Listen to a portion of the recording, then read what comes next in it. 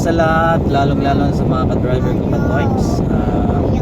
Para sa mga ka-driver ko, ito ay naisip ko lang po. Sana i-apply po natin ulit para makatulong po tayo sa pag-ibsan yung trapiko at huli.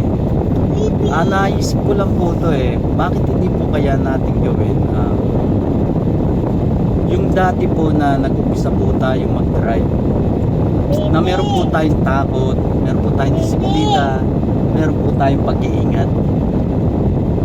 Siguro kung iisipin po natin to, yung una po tayo naging driver na sobrang pag-iingat po tayo, siguro po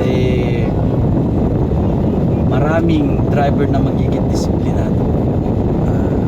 Lalong-lalo na po ngayon, sa panahon po ngayon, na konting kibot merong road rage po tayo, mga tinatawag na mga may init ang ulo. Yan.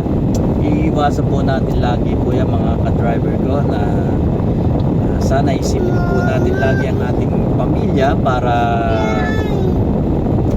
laging good po tayo in a whole day. Hanggang dito lang po tayo mga ka-tanks. Ito po ay in-advise ko lang po sa inyo. Paano? Tara, biyahe na tayo.